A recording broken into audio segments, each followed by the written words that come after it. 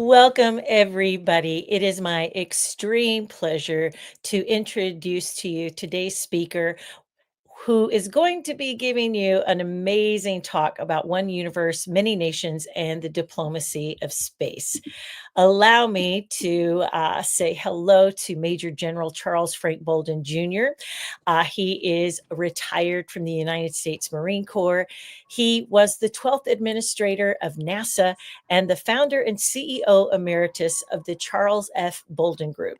From July 2009 to January 2017, he led NASA through a transformative era that advanced human spaceflight, deep space exploration, and international cooperation in space. And over the course of a distinguished 34-year career in the Marines, General Bolden spent 14 years with NASA's astronaut office and flew on 4 space shuttle missions. He piloted Columbia on STS-61C in 1986 and Discovery on STS-31 in 1990, the historic mission that deployed the Hubble Space Telescope. He later served as mission commander of Atlantis on STS-45 in 1992 and Discovery on STS-60 in 1994, which has a Russian component to that mission, helping to expand humanity's scientific reach and internal partnerships in orbit. And today, as founder and CEO emeritus of the Charles Bolden Group, he continues to provide visionary leadership across space and aerospace exploration, national security, STEM plus AD, which is the arts and design part of STEM education, as well as many health initiatives.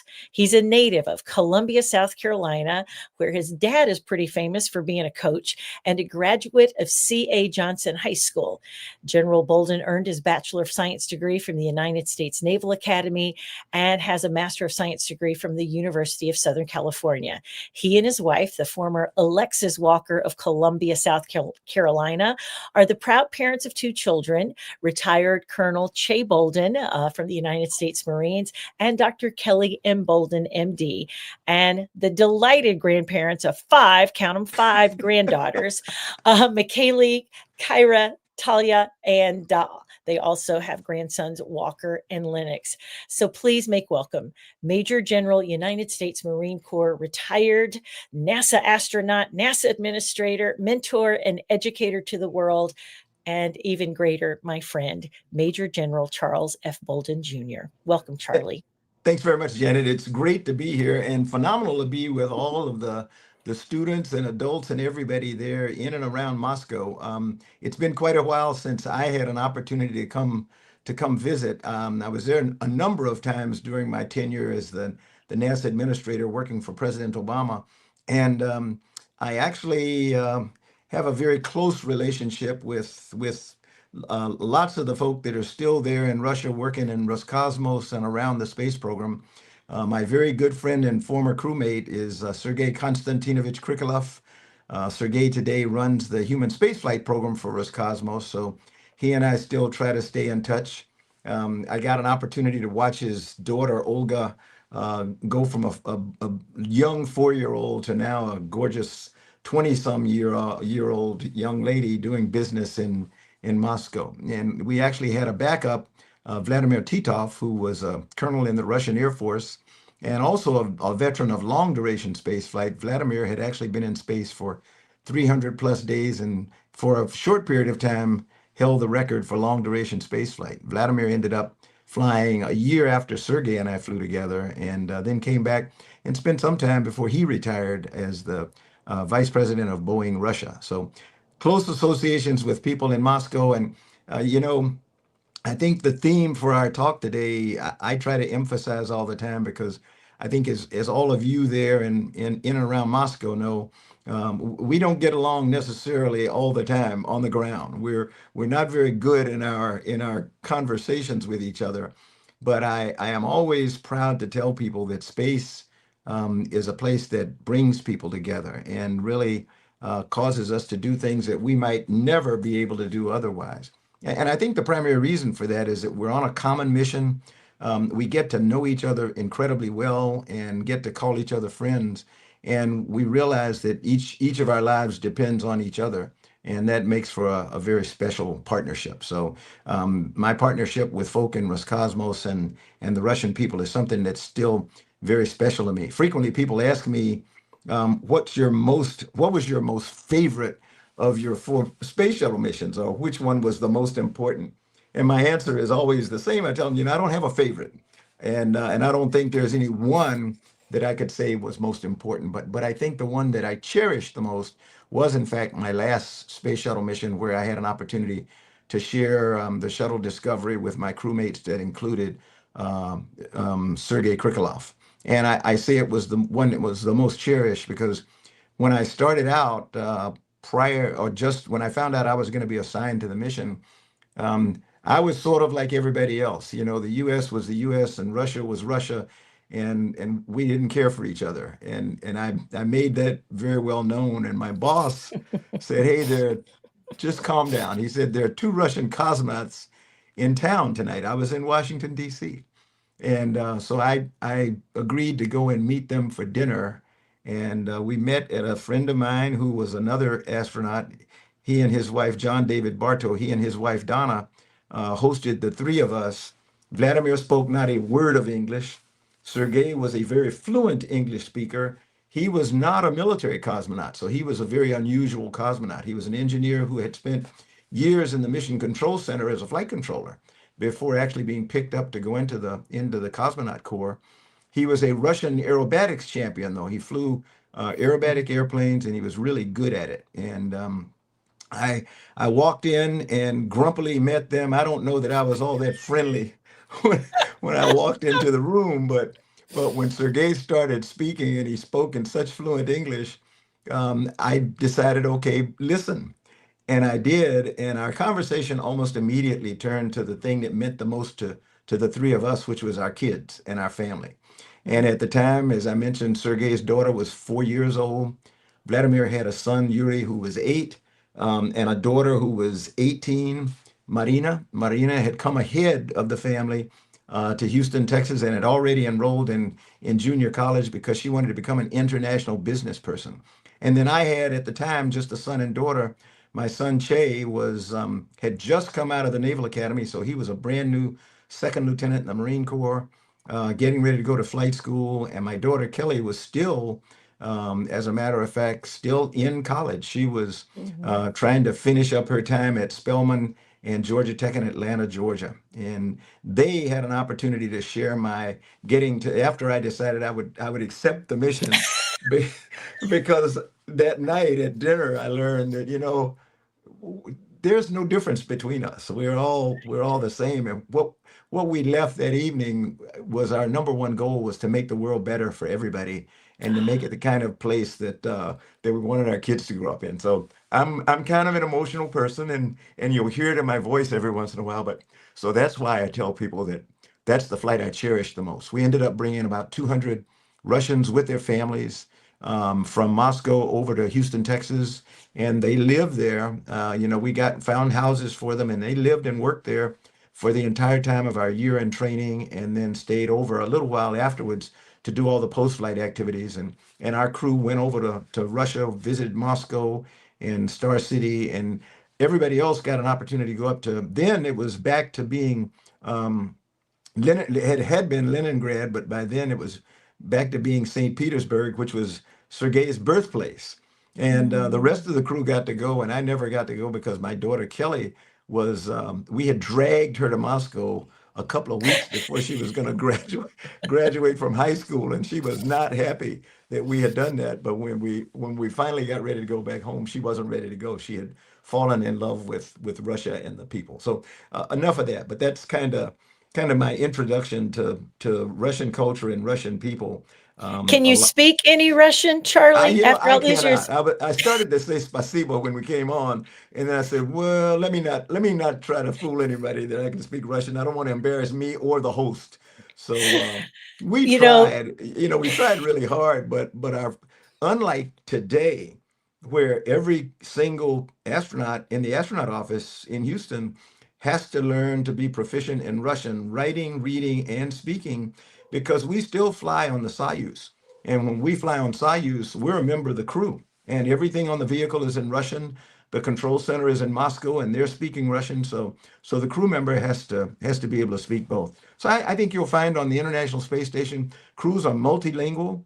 The Russians learn English if they don't already know it, and the Japanese learn English and Russian and all kinds of stuff. So it's pretty good. I've never been great with languages though, Janet. So, Oh, but that's you're one of the things I wish I had been able to do. me as well.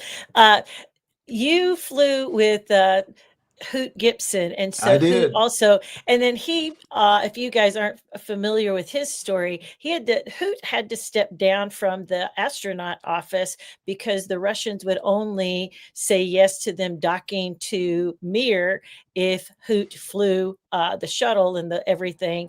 And so he says one of his greatest moments was doing that, but also his saddest because he really loved being chief astronaut at the Yep. astronaut office. But when I asked him, could he speak any Russian, he even, I think won an award, a Yuri Gagarin award, and he gave one phrase that says, "I speak very little, and it's poorly." So, but let's talk about your beginnings. You had a sort of unusual path to being in Yeah. the space industry. Well, I grew up in the segregated South. So for those of you in Russia, you may know about the history of the U.S. or you may not. But when I was a kid, born in 1946, right at the end of World War II, the South was still segregated, which meant whites and blacks didn't go to school together, didn't do anything together. And becoming an astronaut was, even though people were starting to talk about going to space and everything, that was not anything that was ever on my mind. I didn't know exactly what I wanted to do, but at the age of 12, I fell in love with a place called the United States Naval Academy by watching a program on television called Men of Annapolis. And that's what I worked toward all the way through high school and everything. It was very difficult because of the policies of those days. It was very difficult to get an appointment to the Naval Academy, but I finally got in and I graduated in the class of 1968. And But hold up, do I not remember a story where you wrote a letter? yes.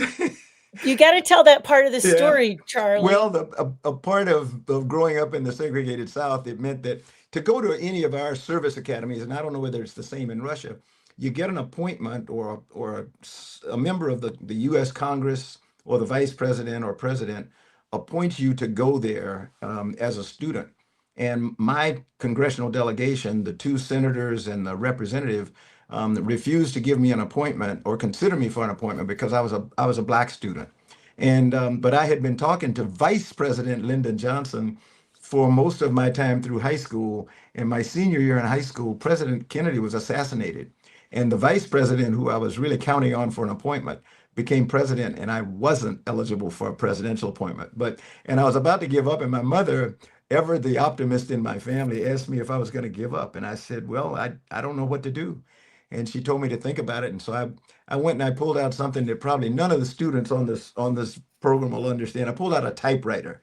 It's like a computer, but you put paper in it, and it puts little stuff on the paper as you type. But I pulled out a typewriter, and I wrote a half-page letter to President Lyndon Johnson explaining that he and I had been talking for a number of years while he was vice president, and I really, really, really wanted to go to the Naval Academy, but I didn't have any way to get there, and I would appreciate his help. Never heard from him, but within weeks, a Navy recruiter showed up at my front door and asked for me by name.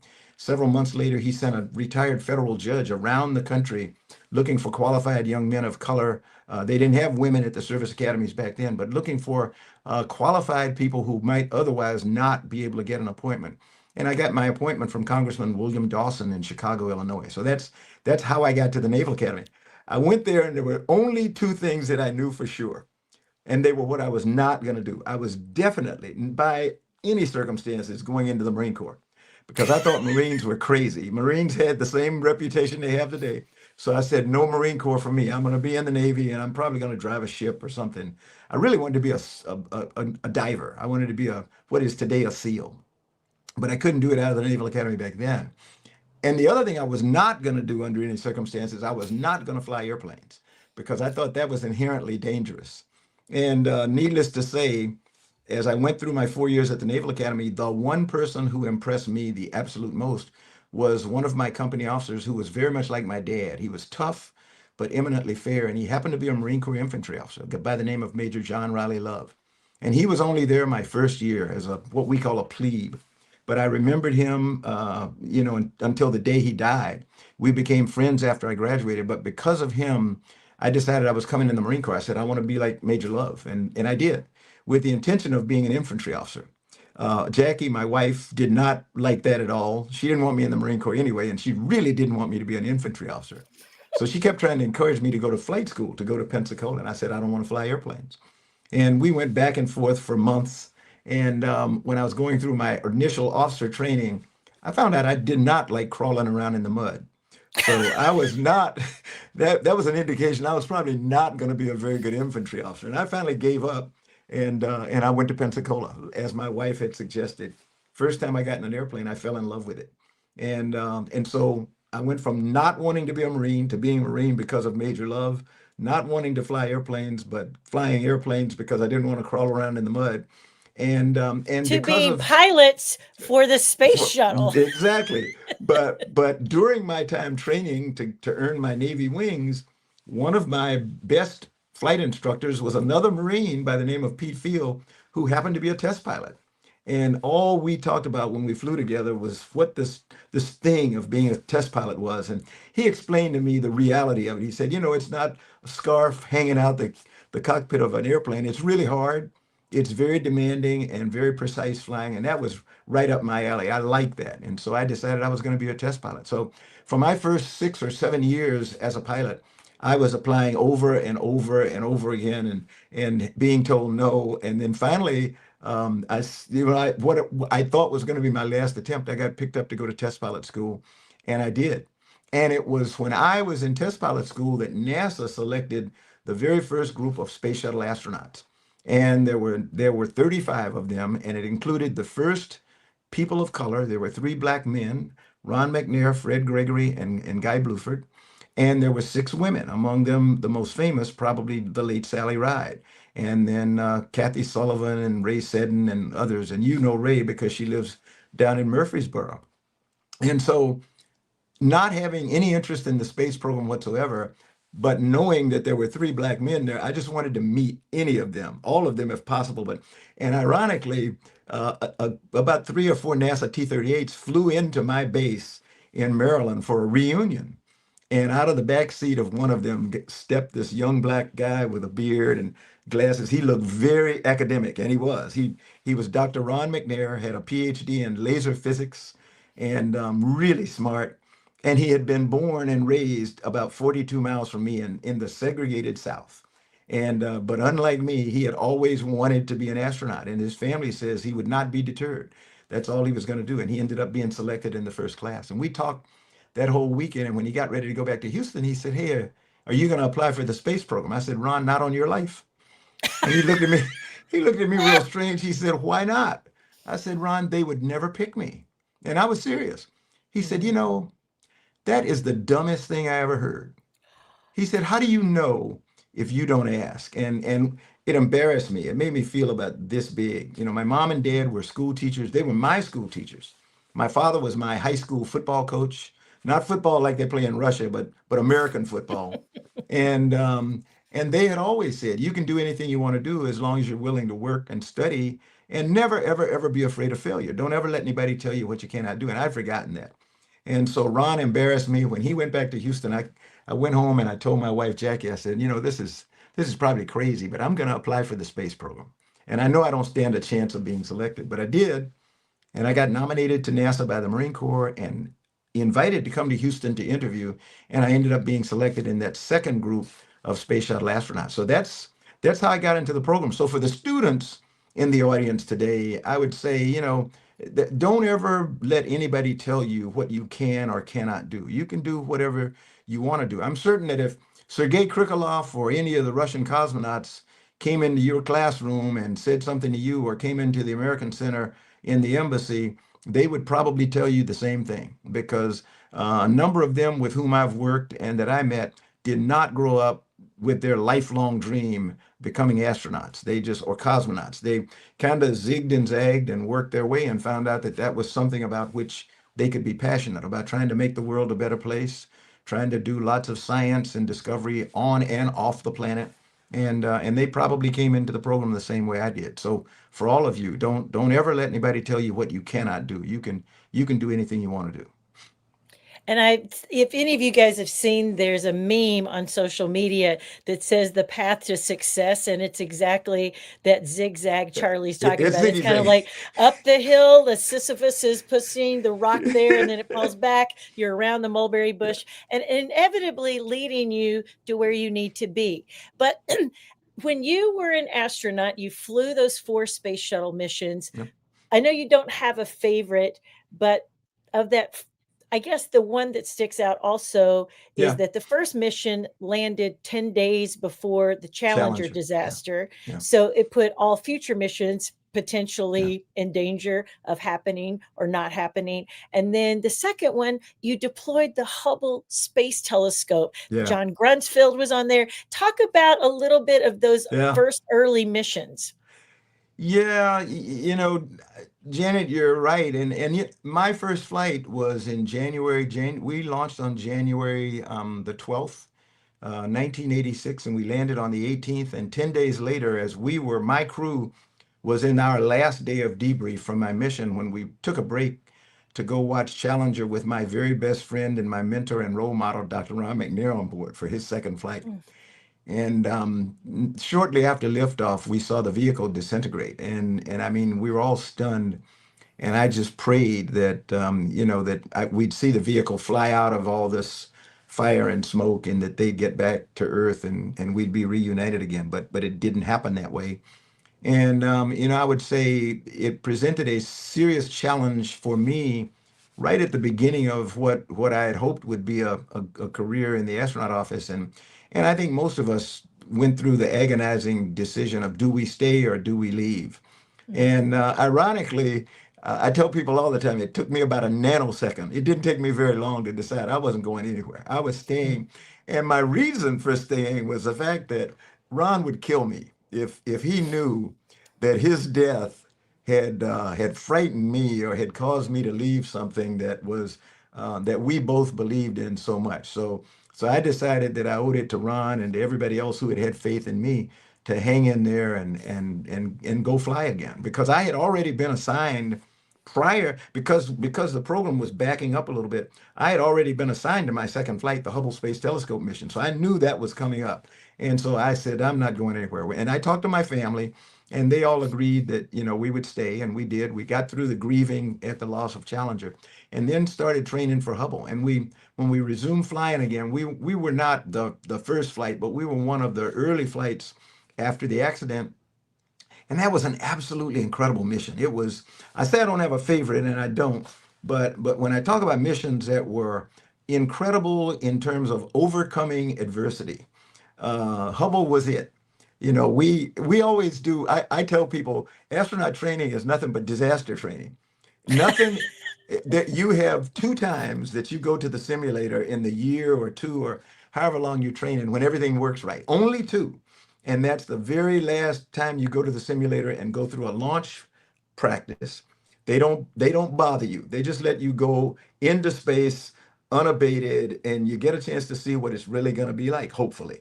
And then you go over for a reentry training session, and they don't bother you at all. And so you get to see what it's like to deorbit, come down, land, and everything. Every other time in the simulator is disaster training.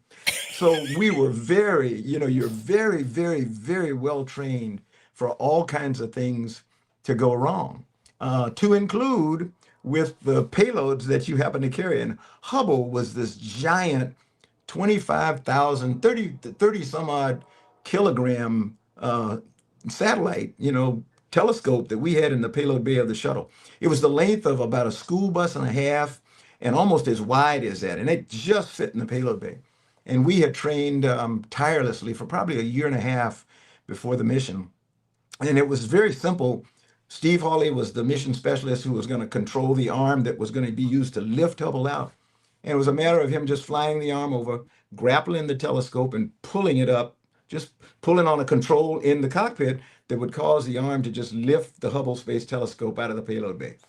Of all things, on the real day, on deploy day, Steve pulled back on the hand controller, Hubble started moving, and all of a sudden it started twisting and rolling. And that was not supposed to happen. So we had trained for stuff like that, but it wasn't supposed to happen. So what we had to do was what was going to take us about 15 minutes ended up taking a couple of hours because Steve had to go into a degraded mode where he moved one joint. And imagine your hand and your arm. And if that's the way the robotic system was on the space shuttle. It was like a mechanical arm, just like the human arm.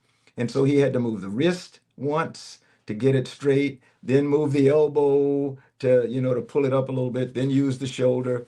And that took us a couple of hours. And when that happened, we finally breathed a sigh of relief because God, okay, what else can go wrong? And we put the first solar array out that was going to give power to Hubble, started putting the second solar array out, and it stopped after about 16 inches of travel. That was a disaster in the making because Hubble was only getting about half of its electrical power now from the sun, and it needed every bit it could get. And we worked for hours trying to figure out why the solar array didn't work. And a young engineer at the Goddard Space Flight Center finally convinced everybody that it wasn't a hardware problem, that it was a software problem. There was a module of software, and some of the kids understand this. I don't. Uh, that there was a module of software called the tension monitoring module. It was supposed to make sure that when we roll the solar array out, it wasn't going to rip itself in half because something was restricting it. So when it sensed tension, it stopped. And he said, if you'll just let me take that system out, I'm going to send a signal that'll turn a one into a zero in the coding. And it took him most of the day to convince the flight control team, but they finally said, okay, go ahead and do it. If you're wrong, we're in deep trouble because we're going to lose the telescope. He sent the signal and they told us, okay, try to see what happens. And we flipped a switch and the solar array went out, and it was a great day, and we got Hubble deployed. And then a couple of weeks later, actually, when they started bringing in the first images, they found out that Hubble had a vision problem. So but it was a great example of what good people do, what successful people do when things go wrong. We had fought through that deploy day with one failure after another, but not giving up, going back and working with the ground and trying to figure out what do we do to compensate, and finally getting there. And in the case of Hubble and its vision, it took us about 3 years to come up with some replacement lens, like eyeglasses, like I have to wear sometimes. So we came up with something that was about the size of a telephone booth. And I know most people don't have any clue what a telephone booth looks like, but it was pretty big. And so John Grunsfeld and his crew, in 3 years after we initially deployed the Hubble Space Telescope, took this big box up with all these lenses and mirrors in it. And what it did was it took the light coming into Hubble and it corrected it just like a pair of glasses, such that when it got to the 6 different instruments on board, the light was perfect the way it should have been coming off the mirror of the telescope itself. And then over the next few years, they flew a grand total of 4 servicing missions that completely changed every single one of the 6 scientific instruments, changed out the solar arrays a number of times. And so the Hubble Space Telescope that's on orbit today, more than 30 years after we put it there in 1990, is nothing at all like Hubble that we left there in space. It is a far more advanced instrument, observatory, actually. So again, just people being resilient and patient and finding a problem and working through that problem. And hopefully, that's what you all students who are in this session today are learning, that you take whatever you get and you battle through it and you get back up. It's not getting, it's okay to get knocked down and it's okay not to succeed every once in a while, but you got to get back up. And you've got to take that failure and turn it into something that you want, and it'll work out. Well, I always think about it because especially after your astronaut career, you also spend time doing many other things until you become NASA administrator. To me, it's like, do you want to go through some of those astronaut qualities that Yeah, NASA is looking for, and yeah, then talk about maybe one of the things you're most proud of during your yeah, service as yeah. NASA administrator?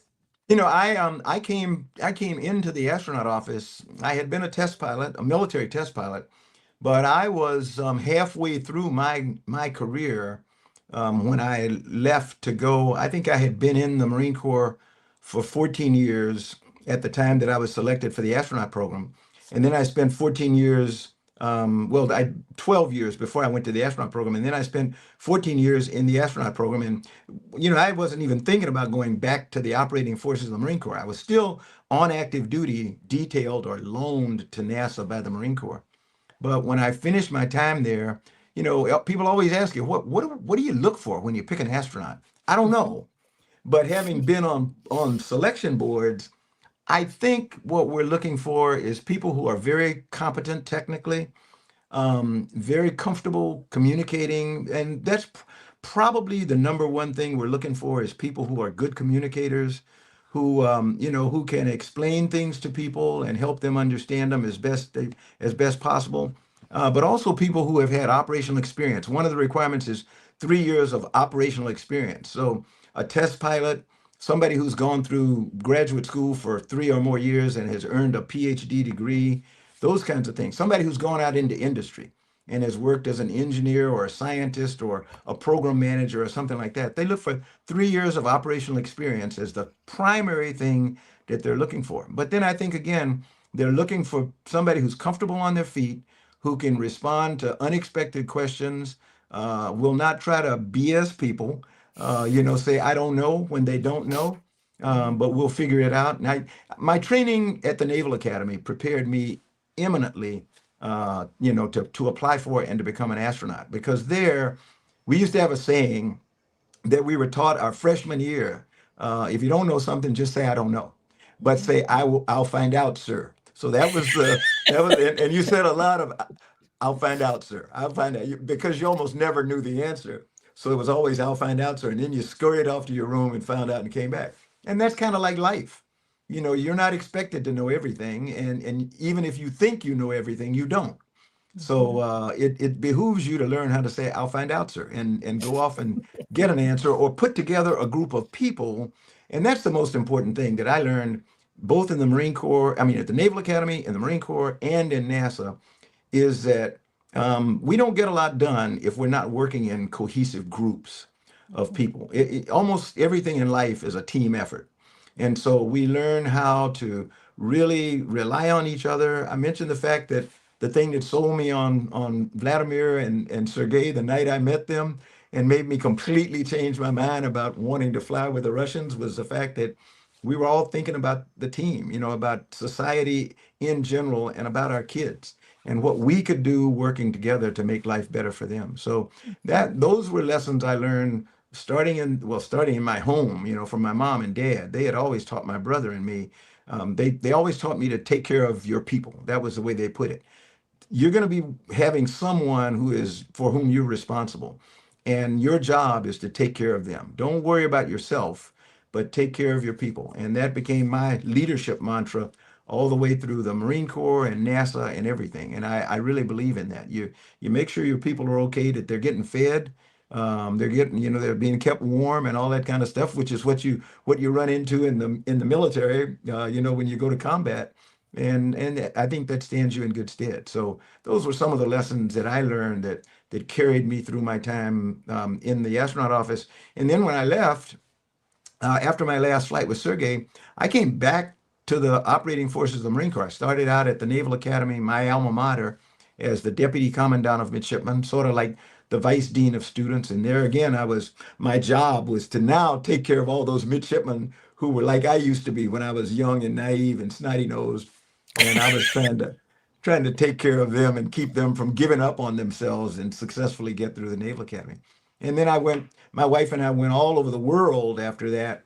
We kind of made up for having been gone for 14 years because we did 2 years here and 2 years there and overseas and back and everything.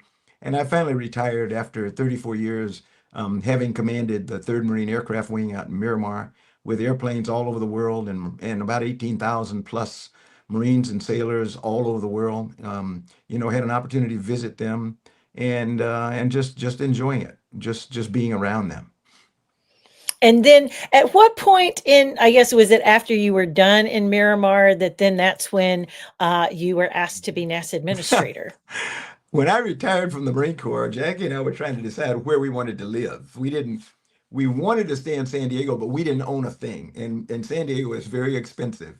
So we moved back to Texas where our kids had grown up and where I'd spent my time in the astronaut office, but only to stay there long enough to decide where we wanted to retire, where we wanted to live the rest of our lives. And we were there about 6 years before I got a call from the staff of President Obama, asking me if I would come to Washington to just come to Washington. And I asked them for what. They said we can't tell you. I said I can't come. If you're not going to tell me if you're not going to tell me why I'm coming all the way from Houston, Texas to Washington D.C., I'm not coming. And so they said, well, um, the president's science advisor, Dr. John Holdren, just wants to talk to you a little bit. He wants to pick your brain about NASA and stuff like that since you had been in the organization for 14 years. And I went back and I spent a day with Dr. John Holdren and really enjoyed talking to him. No talk about NASA administrator or anything. It was just what did I find good and what did I find bad? What did I think needed changing and stuff like that in NASA? And then I went back home and figured that was it. And then I got another call several weeks later saying, "Hey, can you come back to Washington?" And I said the same thing. I said, "For what?" They said, "We can't tell you." I said, "Okay, I'm not coming." They said, "Well, the president would like to talk to you because he wants to pick your brain a little bit about NASA, get a feel for what you think could be done and stuff like that." And my wife said, "Don't go."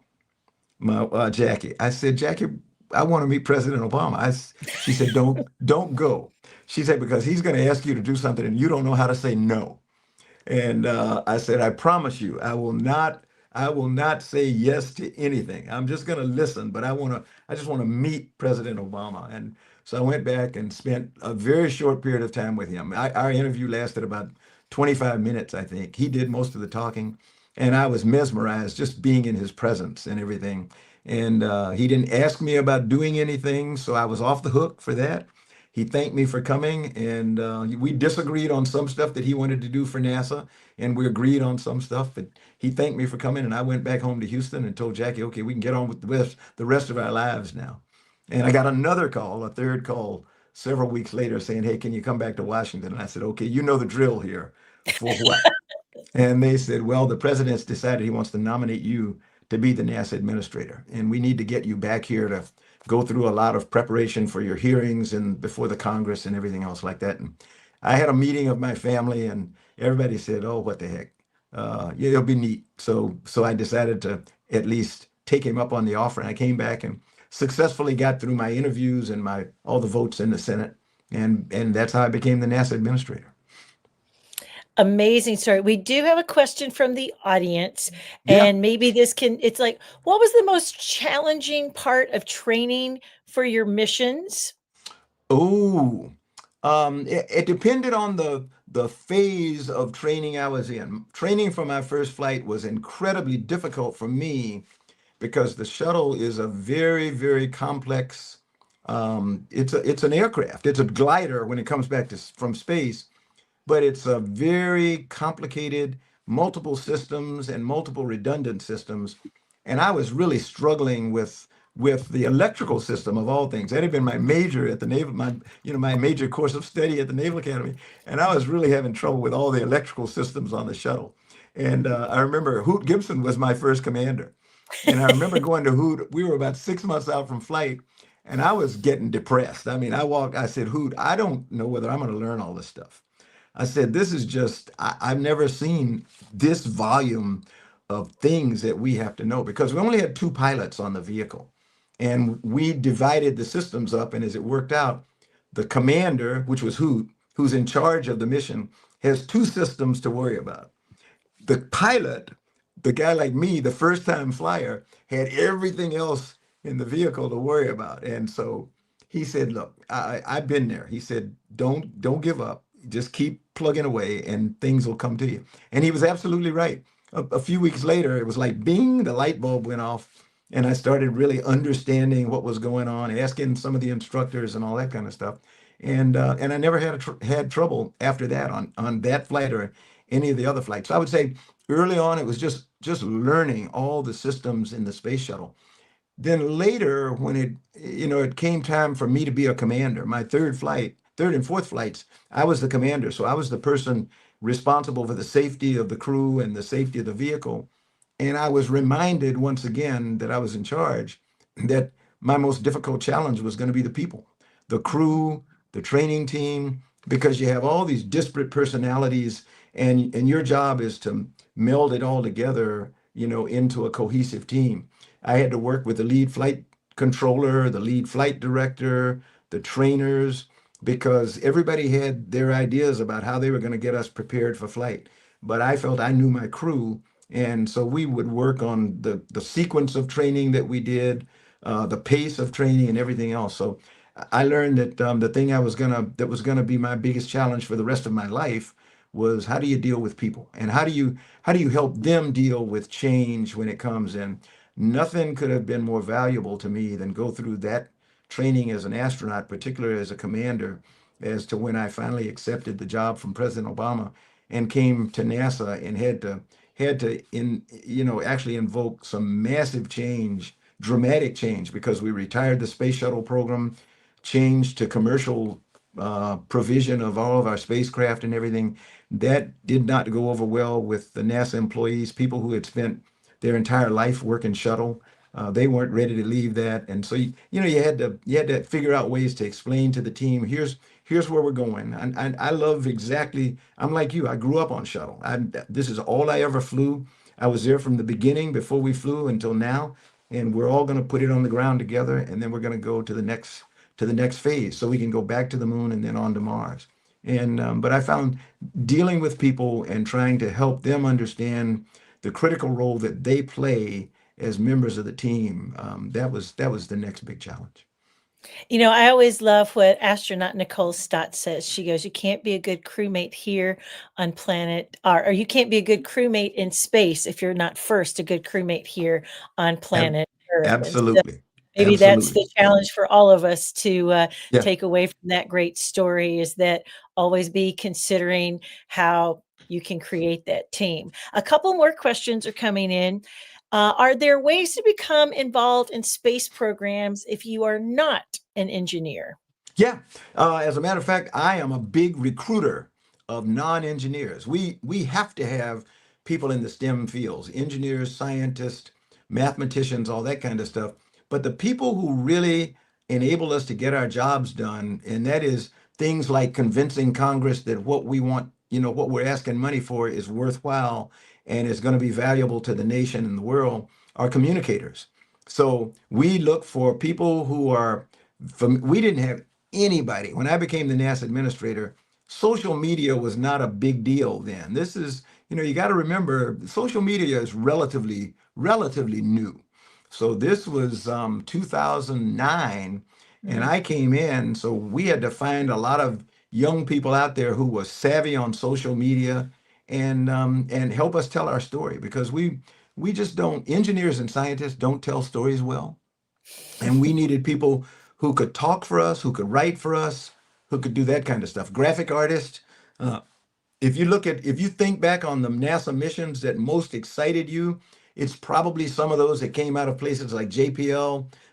You may remember the 7 minutes of terror before we landed Curiosity on Mars. Those are graphic artists. Those are not scientists and engineers. They are people whose business it is to deal with the imagination and get people excited about stuff. And so, if you are interested in the space program and you want to take part, whether you're a medical person, a communications person, an administrative person, there is a place for you. And I would say, go onto the Roscosmos website and find out what they have in terms of jobs. And I can guarantee you, some of them are going to be. They need finance people, they need administrative people, they need communicators, they need graphic artists, they need everything. So there is the biggest thing you need is passion for space and exploration. Mhm.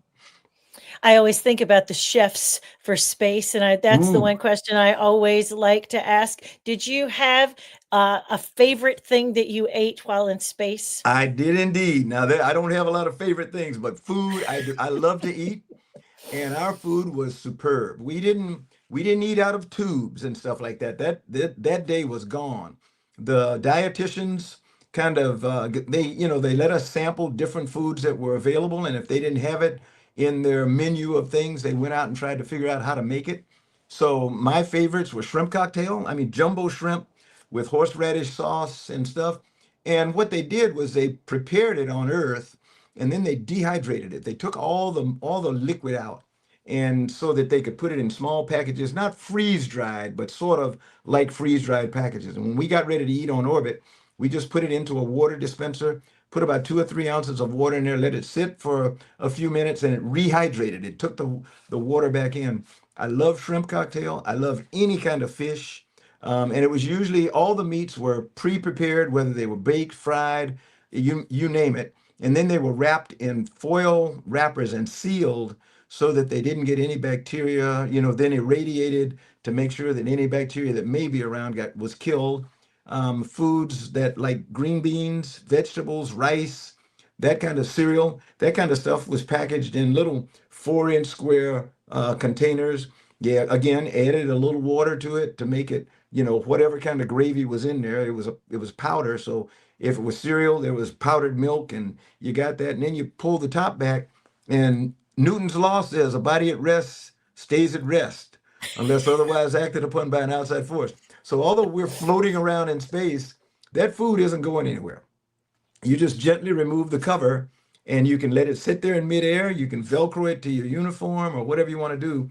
And I used a spoon. Spoons were easier because you could dip into the food and kind of stick it to the spoon and then take it to your mouth. But we ate with fork, knife, spoon, just normal way.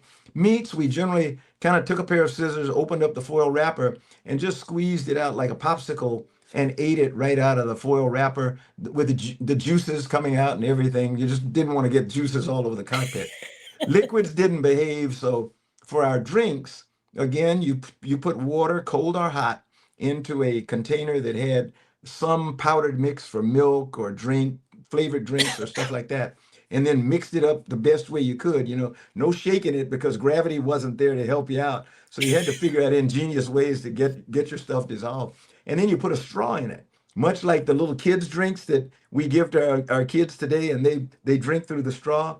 The big difference was our straws had a clip on it so that when you weren't drinking, you clipped it closed so the liquid didn't float up through the straw and come out and float all over the cabin. So we ate normal, good foods. And on shuttle, we usually had a load of fresh fruit, bananas, oranges, grapefruit, apples, and stuff. That lasted a couple of days. And we usually devoured that in the first couple of days, so you didn't worry about it spoiling or stuff. On the International Space Station today, every once in a while when a supply ship comes up, it'll have some fresh fruit on board, but they don't get access to fresh fruit quite the way that we did. Sure. I just always think that, one of the things that we don't think about are plumbers or the Oh people yeah. who clean up the space Yep. shuttle or the rocket as you come Yep. back. There's many ways to be involved. I do want to make sure we keep time for this. So a couple of questions here for the end. One, when you saw our planet from above for the first time, how did you feel? So describe that overview effect for yourself. And then this, you kind of went over that people kind of like management skill is maybe one of your best leadership lessons Yeah. that you learned.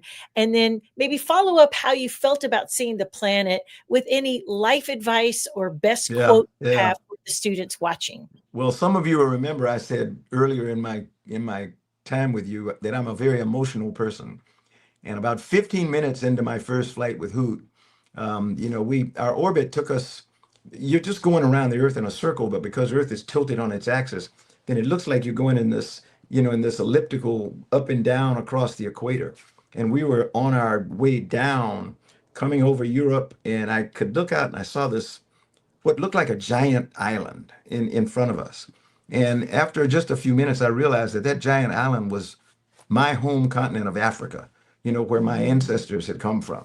I had spent the year in training studying African geography because I wanted to be able to look down from space and see some of the countries that potentially my parents had, my great great great great grandparents had come from when they were brought over as slaves.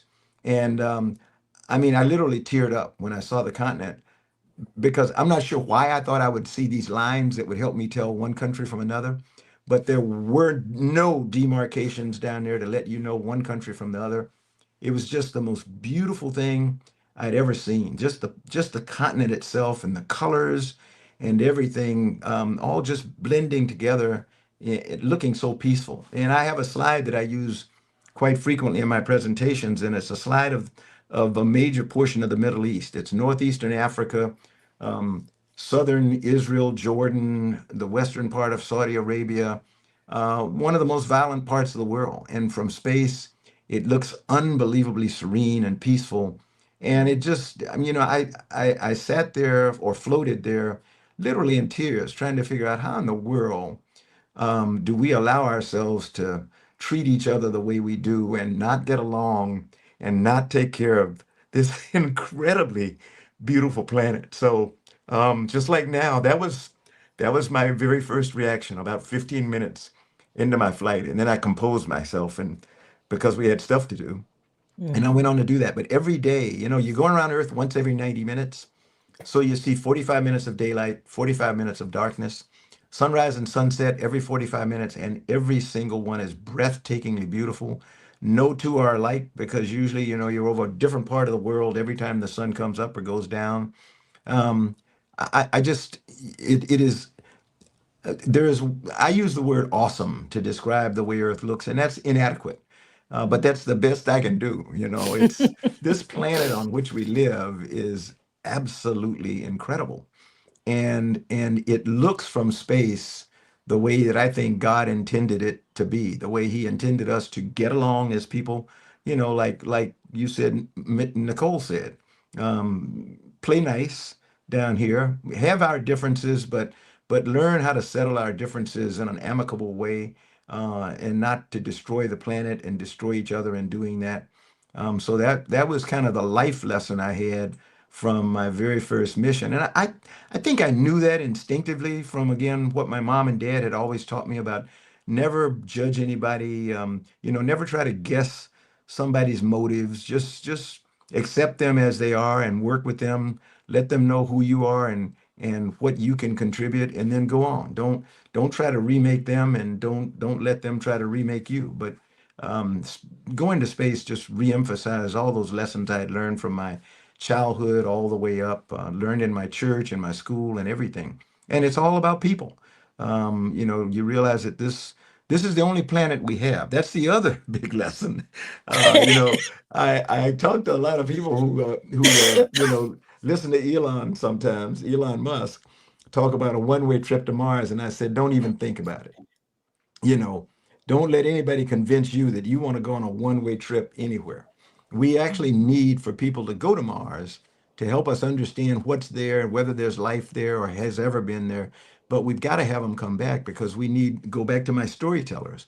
We've got to have people who can explain what they saw, what it was like, what can we do to make it better, or what can we learn from their experience there. And that requires people to make a round trip.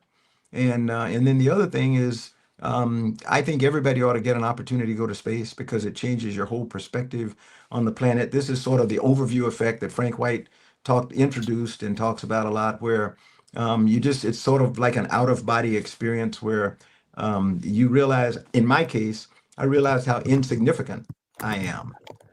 That you think I'm going to go to space and I'm going to feel power and all this other. That was not the case for me. I felt incredibly insignificant because and the altitude where, when we deployed Hubble, we were as high as people had been in a circular orbit of Earth other than going to the moon. And I kept remembering and thinking that, if I were a Martian and I were in this were a Martian spaceship descending toward the planet, I'd turn around right here and go back because there is no sign of any life down here. It's Mhm. just beautiful and pristine. You can see long linear features, but you cannot see buildings. You definitely can't see people and other things like that. So you realize your relative insignificance to the whole universe. So that's why, in our topic or our title, we talked about, the universe and stuff and space diplomacy. And so hopefully today, people who have been with us, will go away understanding that they can make a difference. And they should dream big and not let anybody tell them stuff they can't do. And when they get knocked down, get back up and press on because life is good. Well, and I always think, Charlie, about that Edgar Mitchell quote, uh, basically saying that all politicians should go to space. But I, Everybody. yeah, because it says, I mean, I'll probably get it wrong, but it says something like in outer space, you develop an instant global consciousness, Yeah, a people yeah, orientation, and intense yeah, dissatisfaction with the state of the world. yeah, And from there on out to the moon, international politics look pretty petty. And so you yeah, kind of want to grab people and go, hey guys, take a look at this. Uh, yeah, I guess the last thing, as NASA administrator, it seems like you were part of creating more of those global connections. yeah. Let's end everything as we're coming up on time about why it's important, because whether we go back to the moon or create a stable presence there and then venture on out to Mars, it's going to take international collaboration. We can't do it as one Yeah. country. You know, I love working for President Obama. I'll say that again. He is the most incredible leader I had an opportunity to work with in and out of the military and everything, because he told me just in basic terms what he wanted to see NASA do. And among the top things, he wanted us to identify what he called non-traditional partners. He said, there are people all over this planet who want to be a part of the space program, but they don't have the financial ability or the technical know-how or whatever. He said, I want you to take NASA and go out and find them wherever they are. My first trip was to the Middle East, got me in all kinds of trouble, because I did what I thought was an incredible interview with Al Jazeera and talked about, they asked the young man, it was about a 2 hour interview. They asked me, why was I there? And I mentioned the fact that President Obama had told me he wanted me to go and help to establish non-traditional partners. And I was there in a place in the world where a lot of math and science had originated. A lot of the stuff we do and take for granted, everything about our Arabic numerals and all that started in this part of the world. And I want kids here to understand that and feel really good and go on to want to make a contribution to the world. That was grossly misinterpreted by some, and they used it to go after President Obama and me. But then we left there and went to Africa and left there and went to the Far East, went to China a number of times. And every time, though, going at the behest of President Obama to try to find more people that we could make a part of this family of spacefaring nations. And you've worked with Nicole, and she uses her art to do that. All of us who have been blessed to go to space have some talent, some skill. Some of it's not as good as others, but we all try to apply it to help everybody understand that you can be a part of this. We are all a part of the family of spacefaring nations. We've just got to help everybody understand that so that they can readily come in and take their place. And I think that's a perfect way as we start to close out this beautiful hour. I want to say a very special thank you. There was one last question that came in. It says, now that you are retired, what do you mostly do? I'm I going to spend guess take care of those grandkids, but I grandkids. don't know. You got it, Janet. Janet mentioned in the beginning, for whoever asked the question, my three granddaughters, my son's girls, they're all grown. One is working on a PhD program at Georgetown now in neurology. My wife has Alzheimer's, and so as we watch and all try to take care of her, I have a granddaughter who really wants to help people understand the brain. So she's working on a PhD in neurology. The middle granddaughter just graduated from Howard University as a conference championship soccer player, and her mom's Whoa. from Australia, so she's headed over to Sydney, Australia in January to play a season in women's professional soccer. She got picked up by an Australian soccer team, but she wants to come back and go to law school. And then the baby granddaughter is a sophomore at Penn State. The two that make my life incredibly worthwhile and really light my wife up as she struggles with Alzheimer are my two grandsons, Walker and Lennox. They're 2 and 4. And so I spend as much time in every day as I can, whether it's on a Zoom or FaceTime or something else, just trying to be a part of their lives. And that's what I do nowadays. And also a very devoted husband, which is quite lovely as well. No. It is incredibly my privilege to close out this hour with you. Every time I I just want to say this to all you who are watching out there. Every time that I get a chance to listen to Charlie Bolden, it is an honor. I learned something new I didn't know before. And I do think, your legacy will live for a very, very long time. You encourage nation to be involved that may not otherwise. I know I've had the privilege of talking with some places in Africa that have like burgeoning space agencies and their kids are getting excited. You paved the way for that. So, as you students listen today, I do hope that you'll take into consideration it's a people business. Space is a Yep. people business, and you can be a part of it, decide it. And just as Charlie bore down and said, I'm going to learn this engineering thing, I won't let it, I'm going to write that letter. And he was listening to his good mama who said, are you giving up? And he said, no, ma'am. Yeah. And I love that thing. It's like, what is that? It's like, if we don't know the answer, but sir, I will I'll find find out. out, sir. I'll I'll find out, sir. find out, And sir. Janet, let me thank you for stepping in as the moderator. People don't know, but we cooked this up like 5 minutes before we started, and you have been superb. And I really want to thank the State Department and everybody there in the embassy in Moscow and embassies around the world. And I want to let you know, you've got one person who loves every single one of you for what you do, not just for our nation, for the United States, but the nations where you serve around the world, and the efforts that you do to bring us all together and make this planet better. So thanks so much for giving me the privilege of being with you all today. So that's our quest, everyone. Have a great holiday season. Go and make the planet better. And enjoy those grandkids, Charlie. Take care, I will. everybody. Take care. Bye. See you now. Bye bye.